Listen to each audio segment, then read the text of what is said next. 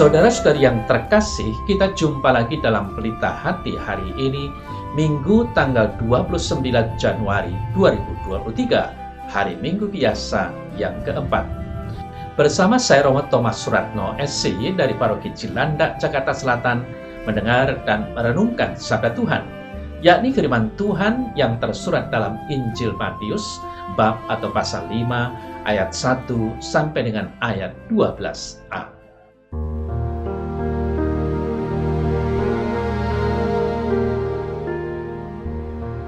Pada suatu hari, Yesus naik ke atas bukit sebab melihat orang banyak. Setelah ia duduk, datanglah murid-muridnya kepadanya.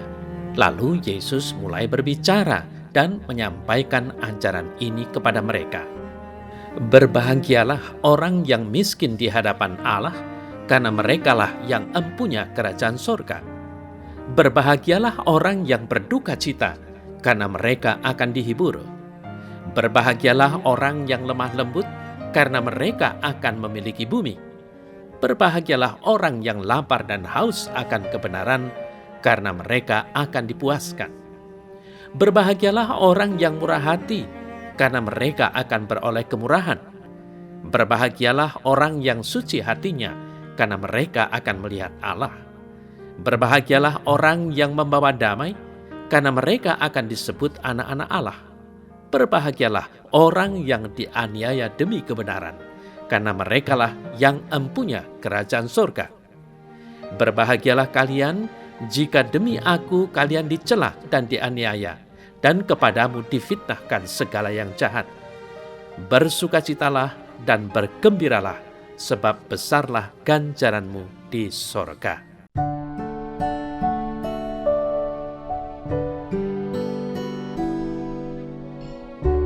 Saudara-saudari yang terkasih, pada hari Minggu ini, kita semua mendengar pewartaan kabar gembira dan diajak untuk merenungkan firman Tuhan dari Injil Matius, bab atau pasal 5, ayat 1 sampai dengan 12a, yang disebut sebagai sabda bahagia. Saudara-saudari yang terkasih, kata berbahagialah dapat diterjemahkan dengan terhormatlah. Masyarakat Palestina pada abad pertama tertata berdasarkan mentalitas hormat malu. Dalam masyarakat seperti itu, seperti juga sebagian besar masyarakat kita dewasa ini, hidup yang terhormat adalah hidup yang kaya, bahagia, berkelimpahan, berpangkat, banyak teman, dan lain-lain. Kata berbahagialah di awal semua sabda ini janganlah dilihat sebagai perintah atau harapan, tetapi pernyataan. Yesus menegaskan bahwa mereka yang mempunyai 8 kualitas diri berikut ini adalah orang-orang yang secara objektif, bukan perasaan subjektif, memang berbahagia atau terhormat hidupnya. Saudara-saudari yang terkasih, pertama-tama kita harus mengetahui akan 3 sabda bahagia pertama yang menegaskan bahwa orang dapat disebut berbahagia karena tumpuan harapan dalam hidupnya ialah Tuhan sendiri. Yesus menyatakan, berbahagialah atau terhormatlah mereka yang miskin di hadapan Allah. Artinya, semua orang yang mengandalkan dan bergantung pada Allah dinyatakan berbahagia karena mereka boleh menikmati buah pemerintahan Allah yang tengah dihadirkan oleh Yesus. Kemudian yang dinyatakan bahagia adalah mereka yang berduka. Artinya apa? Artinya semua orang yang berduka karena disingkirkan dan kehilangan haknya di dunia ini akibat iman mereka akan dihibur oleh Allah sendiri. Tuhan tetap dekat kendati orang itu mengalami kesulitan. Termasuk di sini sikap orang yang tidak berpihak pada kekerasan yang terungkap sebagai lemah lembut. Sadarilah bahwa dalam masyarakat yang penuh dengan pentas dan kontes kehormatan, selalu saja ada konflik dalam rangka kehormatan dan harga diri. Yesus justru menyebut bahagia orang yang lemah lembut, bukan orang yang mencari konflik dan pertentangan. Mereka itulah yang akan mendapat kehormatan dan kelimpahan di bumi yang baru. Kemudian, saudara-saudara yang terkasih, selanjutnya dua sabda bahagia yang menyebut keinginan untuk menjalankan kehendak Tuhan sebagai hal yang membahagiakan. Seperti terungkap, berbahagialah orang yang lapar dan haus akan kebenaran, karena mereka akan dipuaskan.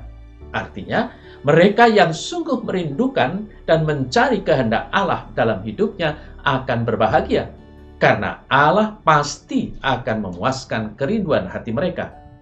Lantas, berbahagialah orang yang murah hati, karena mereka akan beroleh kemurahan. Hal ini ditujukan kepada mereka yang berbelas kasih. Artinya, mereka yang mengasihi dan mengampuni sesamanya akan juga dikasihi dan diampuni Allah. Saudara-saudari yang terkasih, sabda berikutnya adalah, berbahagialah orang yang suci hatinya, karena mereka akan melihat Allah. Artinya, akan mengalami kemuliaan Allah dan mengalami kehadirannya. Mereka adalah orang yang mampu berpikir secara jernih, berbudi wening, kata orang Jawa. Sadarilah bahwa orang yang demikian ini tidak gampang dipengaruhi keinginan-keinginan yang menjauhkannya dari Tuhan. Kemudian, saudara saya yang terkasih, dua sabda bahagia yang lain menegaskan bahwa upaya menghadirkan Tuhan kepada sesama menjadi kegiatan yang mendatangkan kebahagiaan. Upaya ini ditegaskan, berbahagialah orang yang membawa damai, karena mereka akan disebut anak-anak Allah. Hasrat menghadirkan kebaikan Tuhan kepada orang lain ini karena orang sadar akan perlunya saling mendukung dan sikap pendamai. Semua orang yang cinta damai dan secara aktif membawa damai kepada semua orang, termasuk musuh, mereka akan diakui sebagai anak-anak Allah di akhir zaman, karena sudah berupaya menghadirkan kedamaian sejati yang hanya berasal dari Allah. Dan yang terakhir, saudara-saudari yang terkasih, Yesus menyatakan, berbahagialah orang yang dianiaya demi kebenaran, karena merekalah yang empunya kerajaan surga. Tentu saja, mereka yang dianiaya karena melakukan kehendak Allah, meski menderita, mereka akan berbahagia, karena mereka akan menjadi warga kerajaan surga.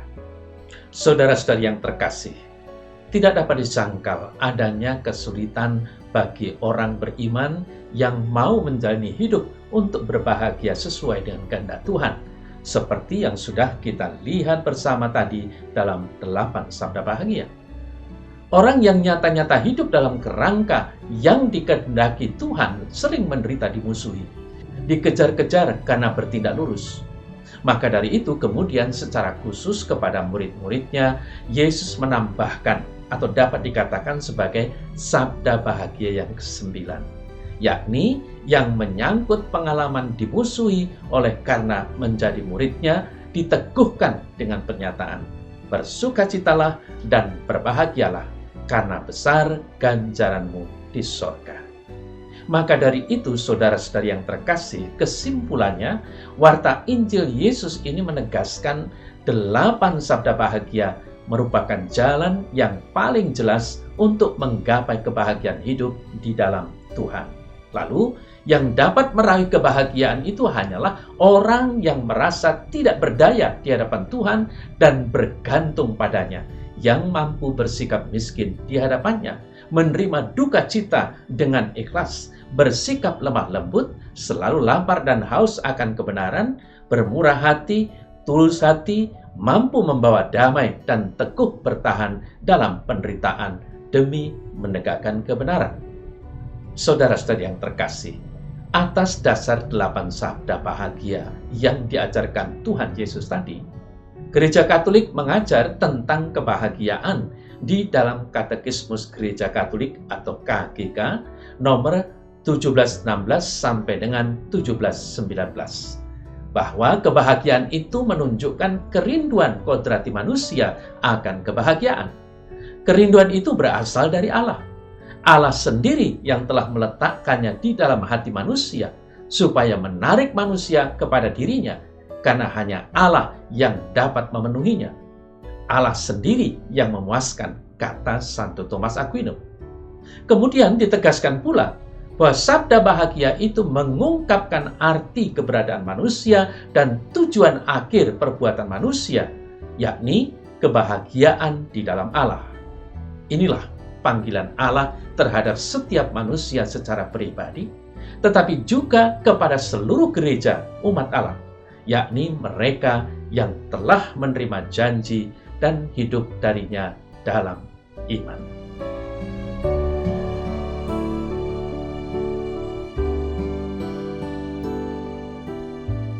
Dalam nama Bapa dan Putra dan Roh Kudus. Amin.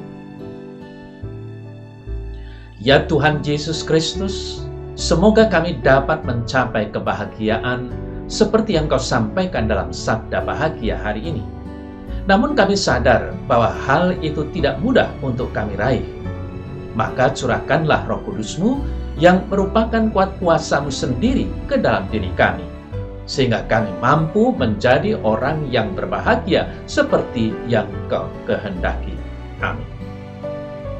Semoga Allah yang Maha Kuasa memberkati saudara sekalian, Bapa dan Putra dan Roh Kudus. Amin.